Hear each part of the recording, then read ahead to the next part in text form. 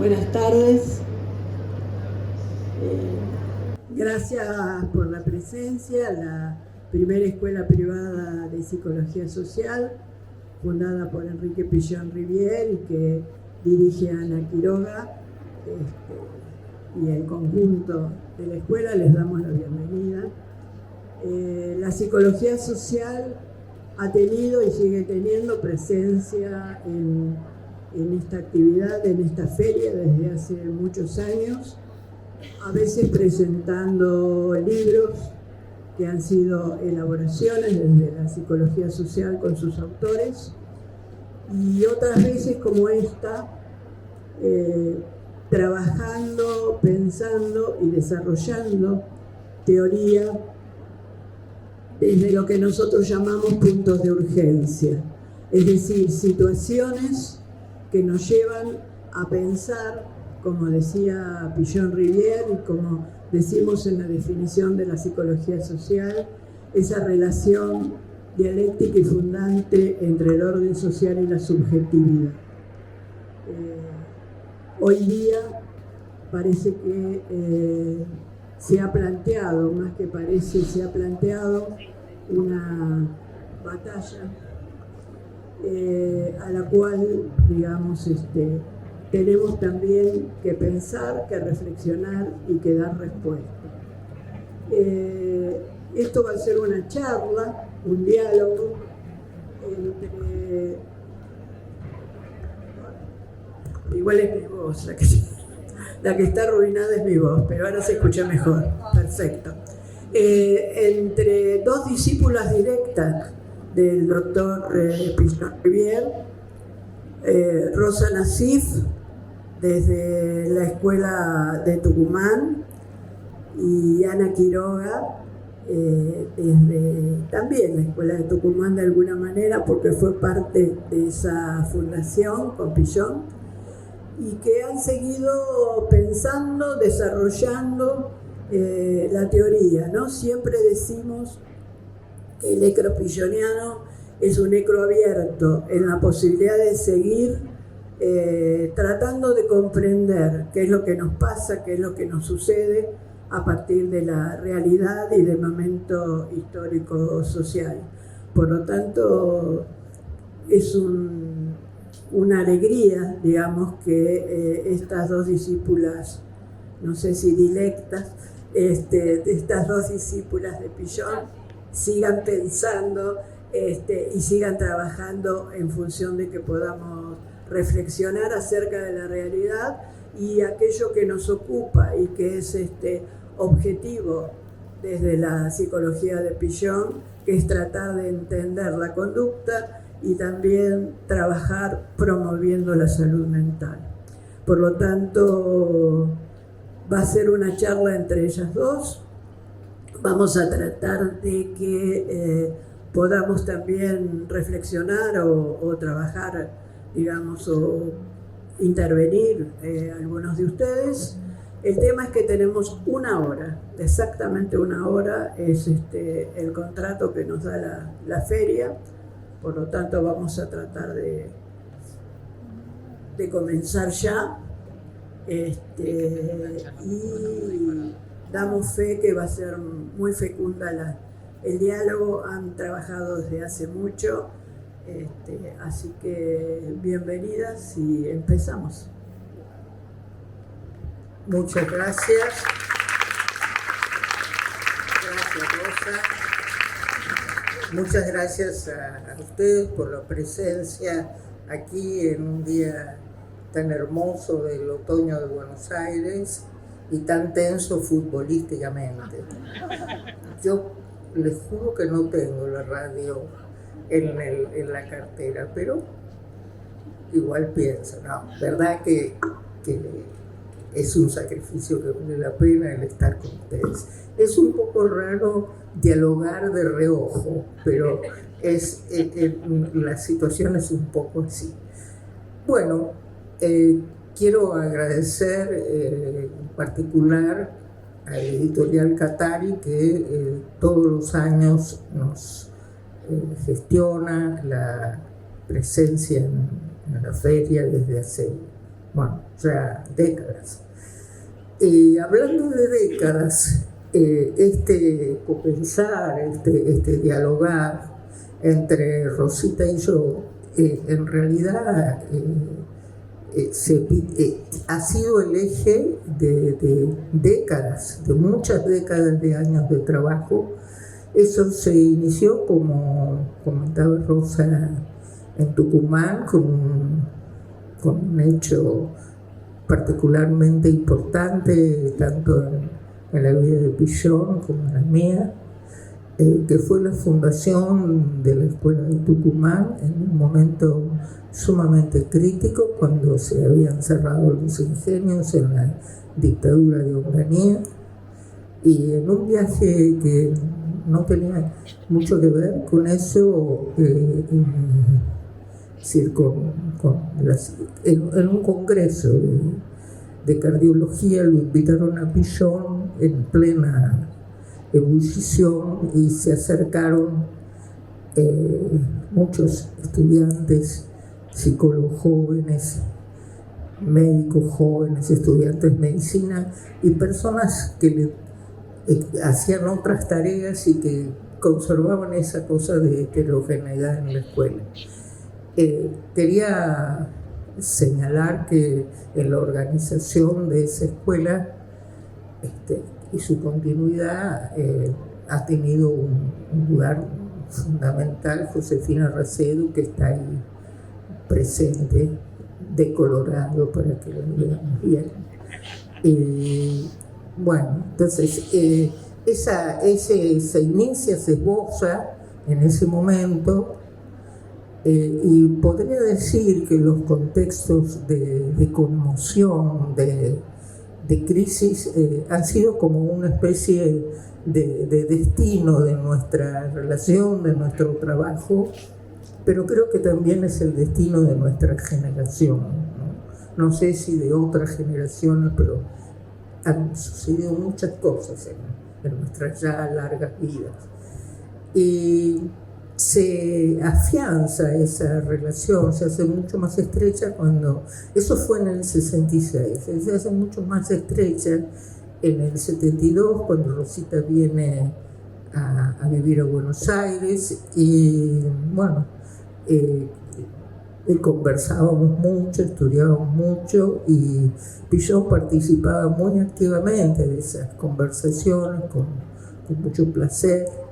Yo era alumna y ustedes los maestros, ¿no? Bueno, sí, pero ya habías terminado tu carrera de psicología, la de psicología social, y había sido también muy orientadora, y te acordás que Pillón te convocaba cuando estábamos en Tucumán para entender lo que sucedía en esa provincia que realmente estaba en llamas, ¿no?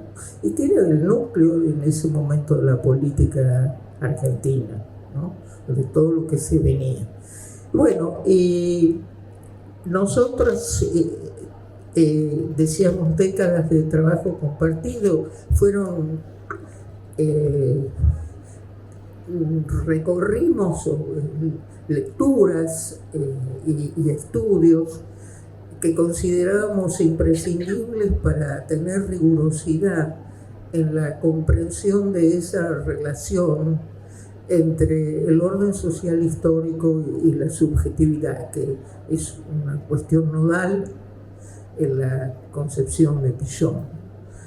Y fue así que transitamos por psicología, por filosofía, algo de economía política, historia, antropología, con distintas densidades e intensidades. Y teoría de las ideologías, que ambas trabajábamos, y otro tema que nos unía mucho era la teoría del conocimiento. Y ahí algo audazmente, o intrépidamente, más que audazmente, intrépidamente enfocamos una polémica contra lo que considerábamos necesaria, contra una tendencia o una concepción del conocimiento que irrumpió y se hizo dominante muy rápidamente en los medios académicos. ¿Te acordás, no? Sí, por supuesto. Claro, en el medio estuvo la dictadura, ¿no? Del 76, digo, entre ese periodo de auge y búsqueda y un periodo después de ese estudio que vos decís que nos sirvió mucho, y después de los 80, al final de los 80 y los 90 vino una andanada, digamos así, que cuestionaba de fondo las bases, no solo las bases filosóficas de nuestra teoría, porque era toda una cuestión donde se declaraba que la dialéctica, el marxismo, etcétera, estaba perdido, que había que buscar nuevos paradigmas, pero a la vez se atacaba con mucha fuerza lo que era el conocimiento científico, ¿no? Entonces sí nos obligó a estudiar de otro modo ya, o sea, a tratar de entender lo de ellos, digamos, que había, no solo venían los libros, sino que venían los autores, ¿no? La escuela participó, por ejemplo, de un viaje de Prigogine, ¿no? Que era uno de los que sostenía lo de los nuevos paradigmas. Me acuerdo de Castoriadis y el imaginario social. Bien, y nos obligó, me parece que fue en realidad como pasa siempre cuando nos exigen desde otras posiciones, desde otras ideas, ¿no? Nos ayudaron estudiando eso a pensar y repensar lo nuestro, a volverlo a estudiar, a profundizarlo y a ir a esto que sabíamos que es en la polémica se desarrolla, ¿no? Lo de los nuevos paradigmas.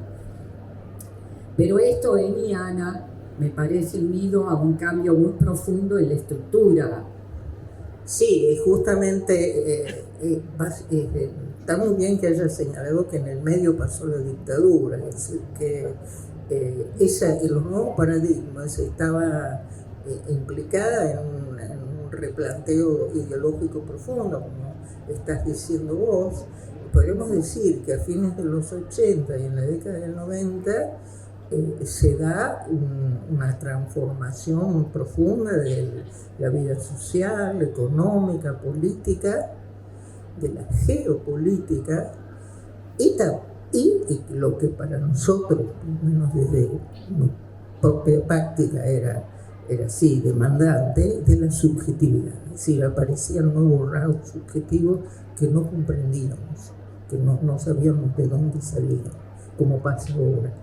Entonces, porque cuando comprendimos los anteriores aparecieron estos, siempre un poco cuesta eso. Entonces, ese cambio era un cambio de época. Fue lo que se conoció como el nuevo orden mundial. Ese nuevo orden mundial, ¿cuáles eran sus rasgos distintivos? La expansión a nivel de toda la Tierra, porque fue más allá de Occidente, del sistema capitalista, la derrota de las revoluciones socialistas y una reorganización general de la producción que en ese momento se hizo global, es decir, se fragmentó en función de obtener más beneficios económicos, porque se conseguía mano de obra barata en los países periféricos y se fragmentó, es decir, pasaba lo que hoy día es el escenario de lo que se quiere revertir, ¿no?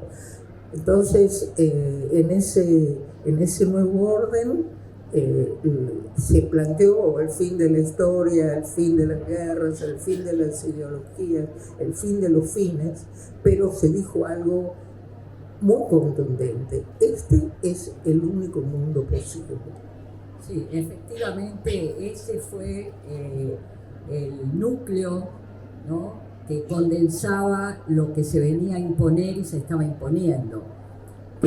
Nosotros abordamos, vos te acordás, cómo esa idea de que se pasaba de un mundo feliz, digamos, a decir, bueno, pero sea como sea, este es el único posible, con todos los problemas, contradicciones que tenía, cómo todo eso afectó dentro de la salud mental, pero desde el punto de vista social, que tendrá después y tiene hasta hoy mucha influencia en lo que estamos viviendo, se planteó lo que fueron la derrota de esos procesos de las grandes revoluciones del siglo XX como significadas como fracaso de los intentos de cambio social y de la teoría marxista, digamos, que sostenía esos cambios. O sea que no se los abordó como una experiencia histórica concreta, que había avanzado lo que pudo avanzar y fue derrotada por razones y causas que hasta hoy seguimos investigando, porque seguimos pensando que esa es la base, el punto de partida de lo que tenemos que construir hacia adelante y que tenemos que profundizar sobre eso, sino que a la vez se instalaba, digamos, con esta idea del fracaso, que no era posible pensar en el cambio social. Por eso se hablaba del fin de la historia, que se había llegado a su culminación y que por lo tanto se clausuraba todo lo que implicaba anhelo no de cambios dentro del sistema, sino también de búsqueda de superar un sistema que se veía cada vez más antagónico con las necesidades humanas. Bueno, ahí surgió a la vez un gran revanchismo, ¿no? De la derecha, de la reacción, de lo más retrógrado, donde en realidad si se piensa que hay cosas que se gestan en décadas, habría que tener en cuenta que esta derecha extrema que vivimos hoy, que surge en un momento diferente del capitalismo, porque como vos decías, este momento de la globalización había una euforia del sistema, una idea de que lo que estaban disfrutando, que era la expansión hacia nuevos mercados con una fuerza de trabajo más barata, que le permitía a la vez aumentar la tasa de ganancia y demás, que esto iba a ser de acá en más en forma eterna. Viste que esa es una de las cosas de la ideología de ellos, ¿no? Entonces que se acababan también las crisis del capitalismo.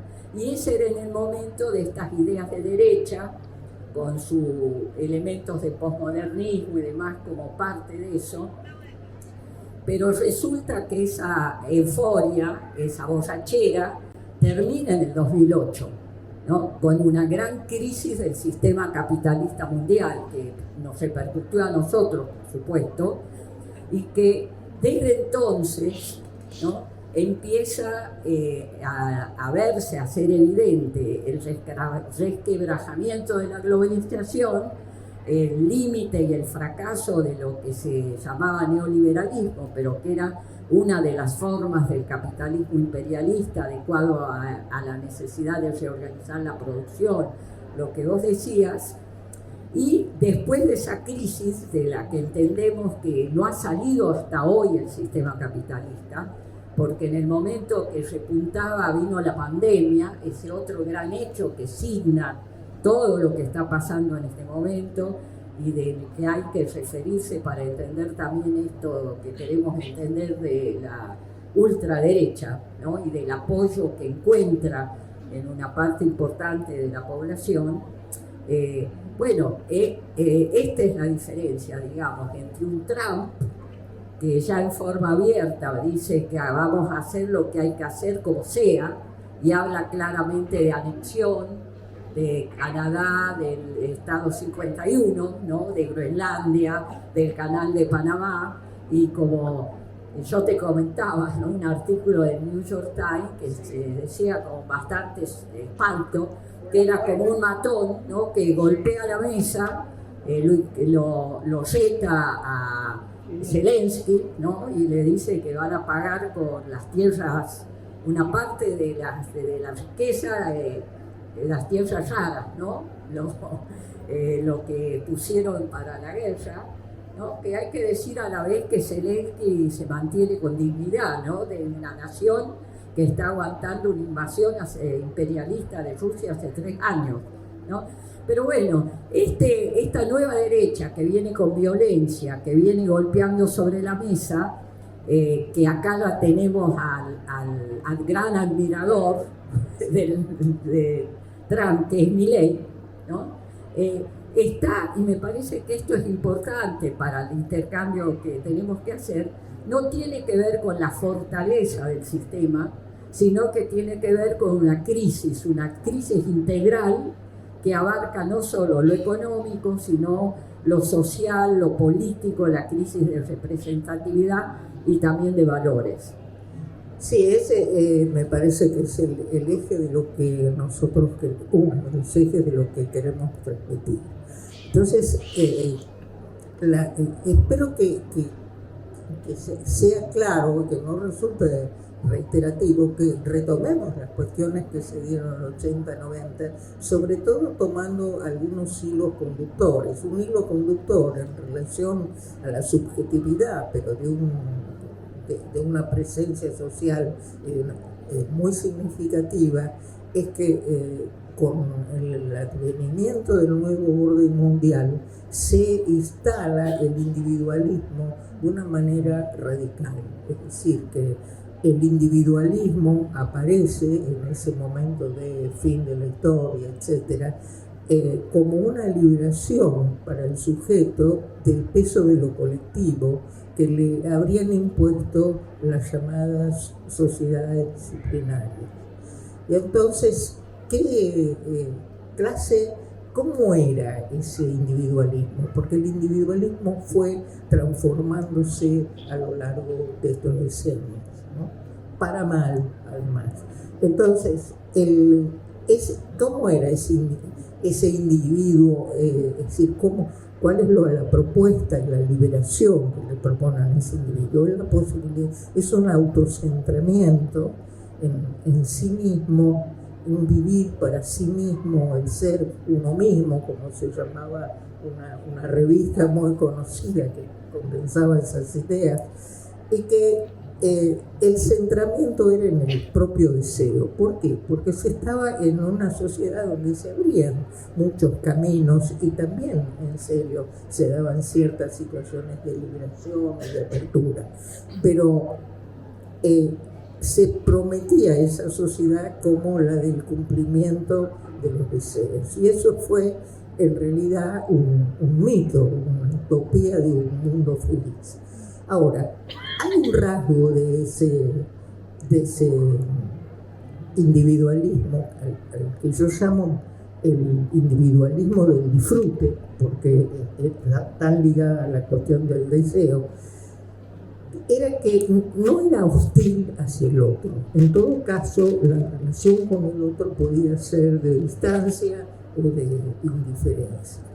Sí va a ser ese individualismo del disfrute, va a coexistir y luego será desplazado por una forma individualista mucho más dura, mucho más competitiva, hostil, donde el otro es un rival, el otro es peligroso, y ya ahí se establece algo más que la distancia, sino la hostilidad, ¿no? Entonces, eso está profundamente ligado a las formas para ver la relación entre la práctica y las vivencias y los objetivos, a las formas de la producción que se instalaron en ese momento, donde había aparentemente grupos de trabajo, pero esos grupos de trabajo no estaban centrados en la complementariedad,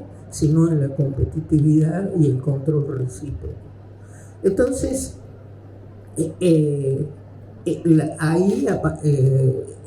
pero eso se da en un escenario donde es concreto, en un escenario de precarización del trabajo, donde había el riesgo objetivo de quedar aislado de la expulsión, de la exclusión. Entonces, a eso le da un nuevo perfil o apunta a un nuevo perfil de sujeto que empiece y de las relaciones, tanto en los objetivos, en los modos de vincularse y de significar al otro, porque justamente aparece lo que decíamos recién, ese otro como peligroso y no como semejante al que me puedo unir. Eso es un cambio subjetivo importante que se percibe en montones de instancias de la vida cotidiana y va agudizándose en función de esta crisis del capitalismo en sus distintos momentos hacia lo que hoy vemos que no solo hay hostilidad, sino que en esa hostilidad hay mucho de antagonismo, que es una radicalización de la diferencia, un posicionamiento mucho más duro frente a las diferencias.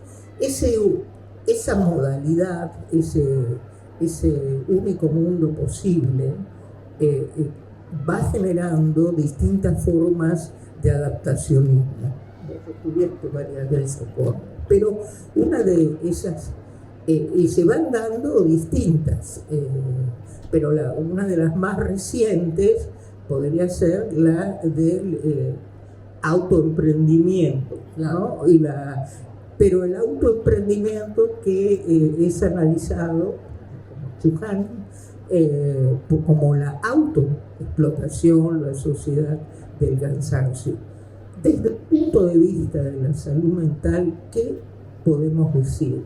Que en ese momento se expresa todo ese proceso, ha generado un padecimiento psíquico que se va a expresar en la depresión, el pánico, los trastornos de ansiedad, las adicciones,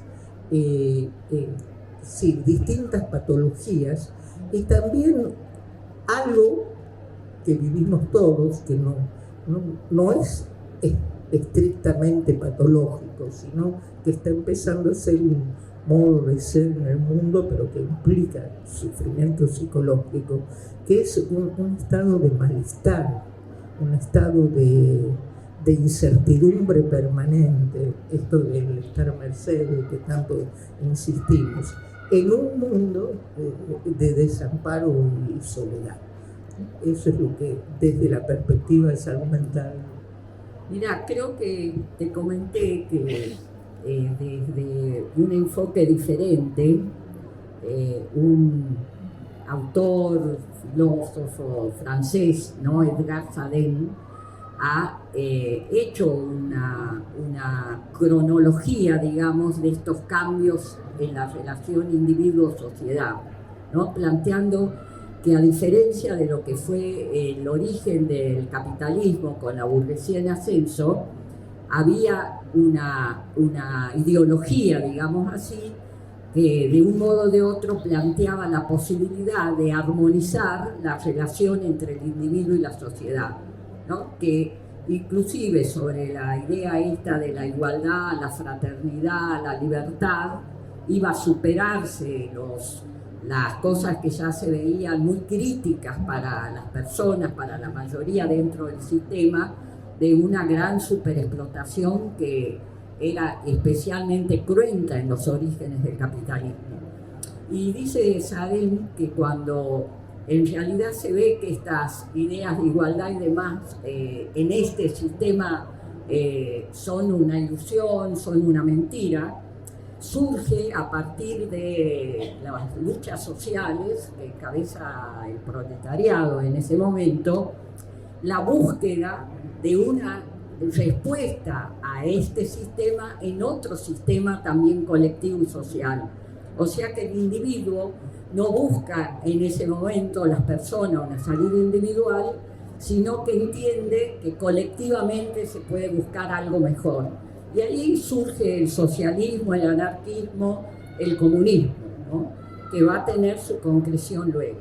Bueno, y después Saden dice que la diferencia con este momento es que frente a la frustración, a la bronca, a que surge de la situación de tanta violencia y además tanta miseria, tanto sufrimiento que se da dentro del sistema, que esa reacción, digamos, en lugar de encarrilarse, encaminarse en búsqueda de otra forma con el cambio social, ¿no? ¿Saben?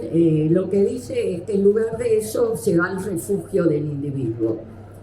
No da la explicación nuestra de cómo eso está vinculado a la derrota de las revoluciones y a cómo se signa eso como que es el fin, ¿no? Pero sin embargo es muy interesante cuando va a describir el actual momento del individualismo, ese que vos decís que ya tiene otra característica. Él habla del individuo tirano, la época del individuo tirano, y le va a dar un gran papel en eso a dos descubrimientos que dice él del siglo XXI, digamos, que es Internet y el teléfono móvil, el celular, ¿no? Y las redes, las aplicaciones, porque va a plantear que se genera a partir de esta parte realidad, digamos, que de pronto tenemos a mano todo, o sea, la posibilidad de tener, dice Sarén, la biblioteca de Alejandría a través de Google, ¿no? Por lo menos en apariencia, o sea, que con un tic uno accede a una cantidad de cosas, que eso da la ilusión de gran poder, ¿no? La omnipotencia, o sea, de que uno puede resolver todo reforzando esto de uno mismo, pero que a la vez en el contraste entre esto aparece la subordinación que el propio aparato genera, porque todo esto que parece que nos dan, sería así, es que tiene a cambio la mercantilización y el control social y todo lo que conocemos nosotros de efectos tan embromados, ¿no? O sea que sería esto que no es nada más que un instrumento y depende cómo se use, va a ir en apoyo a esta cuestión social, digamos así, de bloquear cualquier idea de cambio posible social y dar la ilusión, la satisfacción ilusoria de que cada uno podría realizar desde el emprendedurismo hasta el conocimiento universal. Y que eso es lo que genera una bronca inmensa, frustración, resignación por un lado, pero al mismo tiempo odio, violencia, y que las nuevas derechas, estas extremas, han logrado captar a fondo esto con ayuda de los ideólogos, ¿no? Los ingenieros del caos, de manera tal que la extrema derecha va a canalizar esta idea de que así no se puede más, ¿no? Y ofrecen una aparente idea antisistema para reforzar lo más reaccionario y retrógrado de este sistema, que es el fenómeno Milei. Sí, bueno, cuando yo conocí lo de Sarén, me pareció que enriquece muchísimo la comprensión de lo que nosotros trabajamos como la situación de fragilización subjetiva, de vulnerabilidad, es decir, da una perspectiva de la presencia de algo tan significativo como el desarrollo tecnológico y los descubrimientos recientes. Entonces, la vulnerabilidad, la fragilidad, el estar a merced, se va descubriendo. No podemos quitarle a cierta cosa de generalidad, sino que se va descubriendo a través de qué medios. Ahora vos hablás de las nuevas derechas. La realidad actual, creo que la emergencia y la expansión de las nuevas derechas es uno de los rasgos más significativos, eso que nos lleva a preguntarnos, pero ¿qué pasó? ¿Qué pasa? ¿Por qué? Y entonces, la verdad que el diario, la política y el hacer de las nuevas derechas nos llevan a preguntarnos por la realidad social y también por la problemática del sujeto, porque aparecen estos líderes mesiánicos, autoritarios, y la pregunta es por el consenso que despiertan. ¿Por qué esa adhesión? Y esto nos lleva a pensar, esto creo que fue una de las cosas que más nos motivó, es decir, qué frustración es esto que estaba planteando vos, qué resentimientos. A mí me parece fundamental desde hace tiempo el tema del resentimiento, porque el resentimiento es algo que tenemos que trabajar. El resentimiento es un obstáculo fundamental para pensar, para tomar decisiones, para vincularnos con nosotros, para ser en el mundo. Es decir, es un dolor, un sentimiento de haber sido marginado, descartado, etcétera, injustamente, pero que funciona en círculo vicioso y se convierte en una fuente de odio, como de pronto el resentimiento puede aparecer, y un desplazamiento del adversario, del que causa el daño, como por ejemplo lo que se expresa cuando alguien a patada limpia vacía el lugar de refugio de alguien que vive en la calle. Entonces nos preguntamos, ¿qué resentimiento se expresa? ¿Qué esperanzas expresa? Y entonces, desde allí, me parece que, si bien es cierto que esto ocurre, también pensemos, no para no deprimirnos, sino porque es la realidad, que esta contradicción entre esta violencia, esta adhesión, una de las cosas que a mí me impactó con el conocimiento de Saavedra es que él trae una frase de Hannah Arendt que dice que cuando las democracias no pueden ofrecer felicidad, los pueblos se inclinan hacia el fascismo. Bueno, el Papa Francisco, ¿no?, que no podemos no tenerlo presente, que tanto desde su perspectiva ha denunciado esta sociedad del descarte, de la falta de solidaridad, de empatía, etcétera, que para Milei ¿no?, ahora ha ido a hacer ahí que lo sienten en primera fila, porque claro, todos somos argentinos, pero dijo que era el maligno de la tierra, ¿no? Pero sí, evidentemente hemos estado bajo el impacto, ¿no?, de eso. Y también hemos visto lo contradictorio, si querés, que es lo inmensamente masivo que ha sido la manifestación de conmoción frente a la muerte de Francisco, que no expresaba solo el sentimiento de los católicos, que son millones, ¿no?, sino también de un pueblo que se sentía que perdía a alguien que expresaba, que lo defendía frente a este avance. Y vos quedaste muy impactada de esta contradicción por lo de Davos.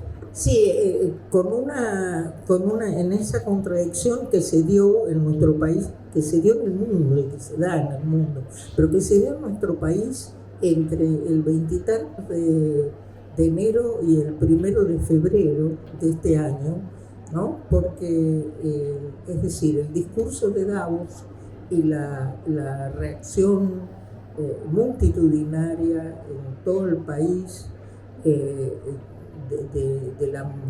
que significó la marcha contra la represión y el fascismo que organizó el colectivo LGTB, y la resonancia que eso tuvo en el mundo y la cantidad de marchas que hoy todavía existen. Pero, ¿qué es lo que pasó?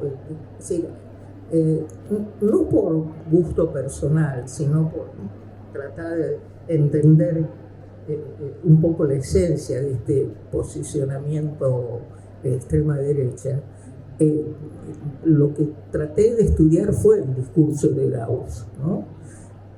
Porque en ese discurso, en Davos, Milei da un discurso disruptivo, ¿no? Con esa cosa mesiánica y fanática que lo caracteriza, y donde denigra a las mujeres, a las diversidades, y pone el foco en su odio y de su indignación en lo que llaman los woke, que serían las expresiones progresistas de izquierda, a las que acusa, ahí sí con una especie de idea del maligno, ¿no? También, de haber aficionado el pensamiento, las mentes de las personas con sus ideas perversas, progresistas perversas, y haberlo hecho subrepticiamente, lo que estaría dando cierta ventaja en la batalla cultural, ¿no?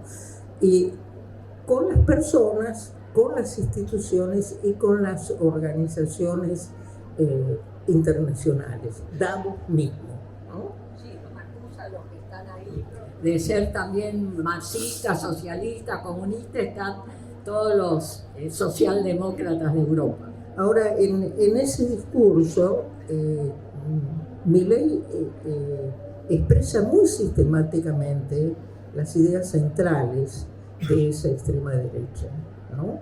Es decir, su ideología hiperreaccionaria, ¿no? Y que es el emblema de esa derecha, no solo en la Argentina. Y expresa también la concepción de sujeto, la concepción de ser humano que sostienen estas ideas y que son funcionales a esa organización del mundo, a ese plan político, económico, etc. Y esa concepción penosa es la que, penosa y denigrante del ser humano, es la que va a tender a imponerse, y las redes sociales ocupan un lugar muy significativo en esa tarea de mentalización contra el otro, podríamos decir. Y entonces, ¿qué es lo que plantea Milei? Milei plantea, porque y la derecha en general, se habla de la especie humana, pero se desconoce o se niega su carácter esencialmente social, el rol fundante de lo colectivo. Pero lo que sí se afirma rotundamente, se absolutiza, es el rol del individuo, sus proyectos, sus logros. Otra cuestión que se absolutiza es la de la desigualdad. Esa especie es desigual. Y los desiguales en esa especie no tienen un buen destino, tienen el destino del descarte, que sería el destino que vemos hoy para los jubilados, los discapacitados, los enfermos, etcétera, etcétera. Y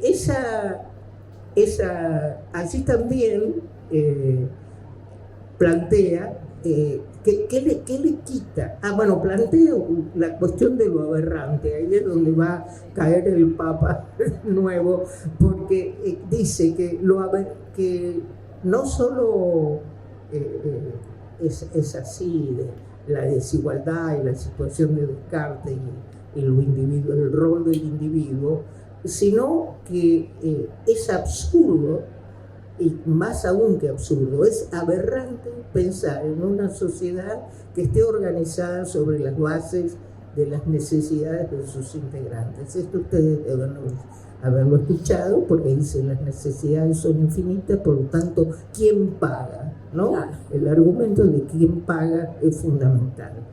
Y otra cuestión aberrante sería la de la justicia social. De allí es que dice que Francisco es un imbécil, un delegado del maligno, y se olvida de que eso está en la doctrina social de la Iglesia. Claro. No solo en Francisco. Claro. No, y sí, es cierto, porque el ataque, digamos, de estas ideas del anarcocapitalismo y de la derecha extrema no solo atacan al marxismo y a su base, digamos, de la necesidad de una sociedad justa, sino también la base de la doctrina social de la Iglesia y de la doctrina justicialista, ¿no? Hablando de doctrina. Por eso es que se da esta cosa que se discute si el Papa era peronista o en realidad el peronismo ha tomado la base de la doctrina social de la Iglesia. Pero en definitiva son posiciones que, si bien no van a cómo romper, lograr qué causa romper para eso, desde mi posición por lo menos, pero tienen un ideal, digamos así, de igualdad, de solidaridad, de fraternidad entre los seres humanos, que como estaría en el fondo de las razones de esta derecha, el capitalismo en esta etapa no se puede dar ese lujo. Es decir, no puede conceder siquiera aquello que la lucha de los pueblos ha conseguido arrancar, ¿no? Y que se transformaron en derechos y que los estados se han tenido que hacer cargo de eso. Por eso lo que defiende del Estado no es que quiere destruir el Estado en general. Estas derechas refuerzan el carácter fascista represivo del Estado.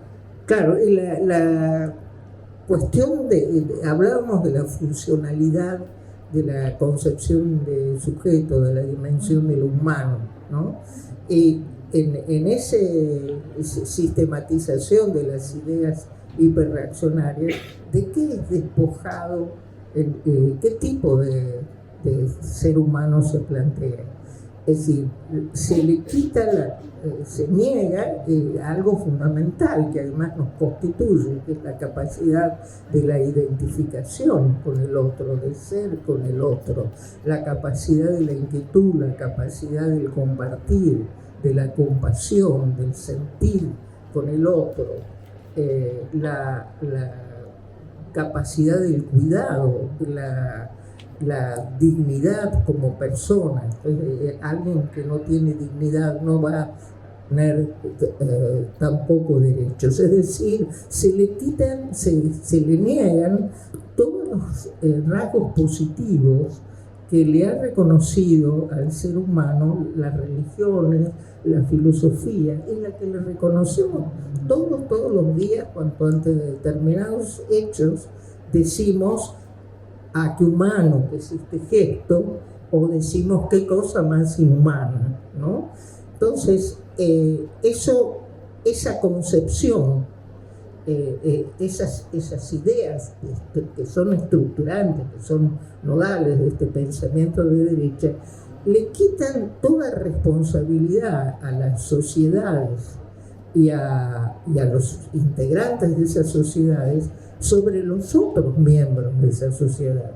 Entonces, desde allí, ese destino de desamparo, de descarte, de los que no logran o no tienen la posibilidad de tener una vida exitosa. O sea que gobiernan para la casta. Bueno, y claro, ellos, entiendo que en esto, por lo que vos estás planteando de lo de Davos, le dan mucha importancia a la batalla de ideas, ¿no? No solo a las medidas que toman, que es lo de fondo, y a las que quieren tomar, ¿no? Porque después del acuerdo con el FMI ya viene la reforma laboral, bueno, pero lo tienen que sostener en un discurso para recuperar el consenso que han perdido, ¿no? Yo creo que este es un nudo de la batalla cultural. Por eso embiste con cosas que se han transformado como sentido común, o sea, como los movimientos feministas, los de luchar por el medio ambiente, es decir, todo esto consideran que el capitalismo tiene que hacer retroceder esto para poder recuperar en el terreno, digamos, de las ideas y del consenso, las ideas más retrógradas, y al mismo tiempo poder ajustar para volver a recuperar o intentar recuperar la tasa de ganancia. Ese es el centro de la batalla cultural de ellos. ¿Y vos qué? Sí, bueno, una batalla que como vos decías, se lleva adelante. Milei plantea un gran salto atrás, Claro. como acto de coraje, que es la devastación de las personas, de lo descartable, es decir, de todo lo que no sea la casta, digamos. Claro. Entonces, yo te preguntaría a vos, que en esa contradicción entre un modo de entender el mundo y otro modo de entender el mundo, esos dos que hemos planteado, ¿no? Lo hemos planteado críticamente, Sí. hemos expresado lo nuestro al hacer la crítica del otro. ¿Cómo nos incluimos? Incluidos estamos, digamos ¿cuál es la respuesta? ¿Cómo damos la batalla? Mira, sintéticamente, porque nos queda poquito tiempo, yo creo que el centro de lo nuestro es luchar contra el escepticismo en la posibilidad de un cambio social que permita verdaderamente, partiendo de la base de hasta donde se llegó, porque entiendo que se ha demostrado con las grandes revoluciones que se podía ir a unas relaciones más justas, reconstruir, digamos, la esperanza, ¿no?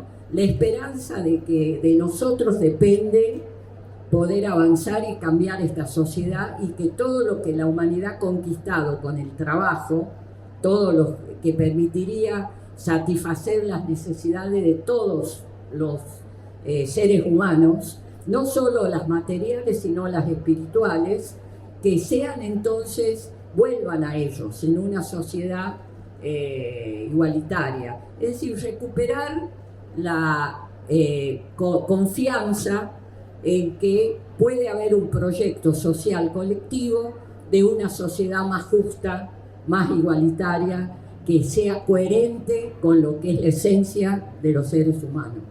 Bueno, yo realmente resueno mucho con lo que decís, porque bueno, tenemos una historia en relación a Pillon, lo que es la recuperación de la esperanza, ¿no? Porque además si perdemos la esperanza nos volvemos melancólicos, nos instalamos en la queja y la parálisis. Ahora, yo en este momento, en el aquí y ahora, pensaría en la recuperación de la esperanza, pero el sostenerse también en la indignación, porque la indignación no es el odio, la indignación no es la ira, la indignación implica un sentimiento, pero también un procesamiento acerca de valores, de elementos de justicia, etc.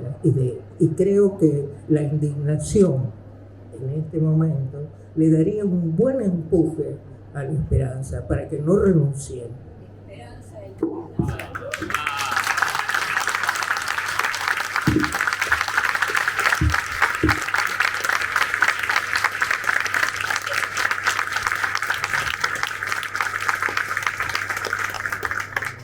Bueno, retomando esto último, tanto lo de la posibilidad de la esperanza como la indignación, la buena indignación que implica esta posibilidad de reacción, ¿no? Recordaba cuando hablábamos de las madres y decía cómo transformar el dolor y la rabia en lucha, ¿no? Me parece que de esto estamos hablando de alguna manera. Bueno, tenemos 2 minutitos para hacer alguna pregunta, pero mientras tanto quería comentarles que, como ya dijo Ana, en relación al agradecimiento a Qatari Raíces, que el stand es el 1614 del pabellón amarillo, cerca.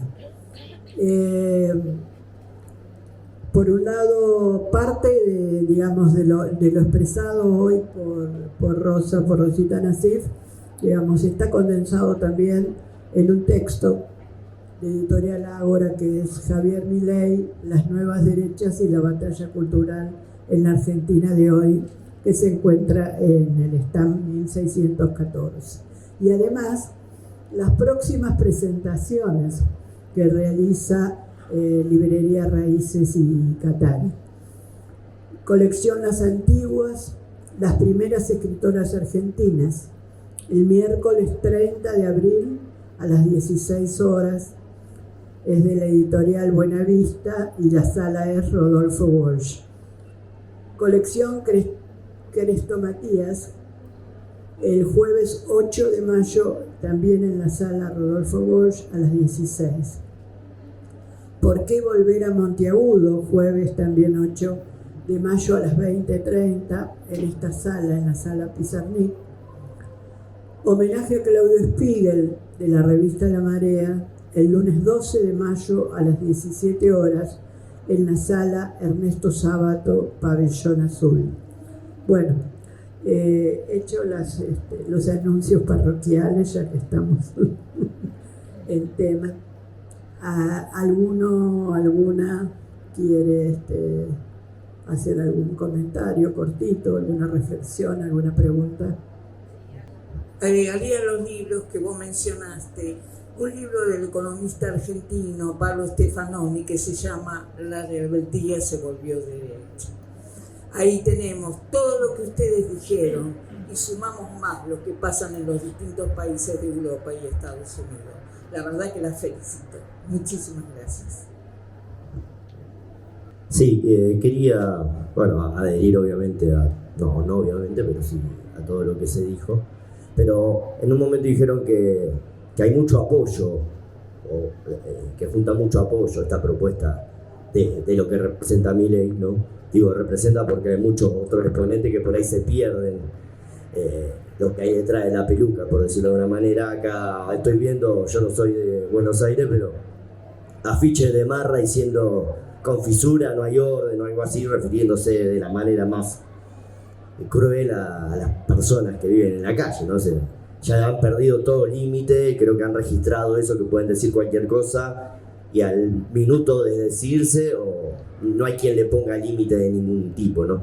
Y me preguntaba si es que junta mucho apoyo o es que en realidad ese apoyo tiene mucho de desidia, de no me importa la democracia, no la necesito, los gobiernos no me solucionan nada. Me parece que también hay mucho de eso, que no es necesariamente apoyo. Digo, me parece que tiene que ver algo de eso. Sí, canalizan eso. Eso es lo malo, ¿viste?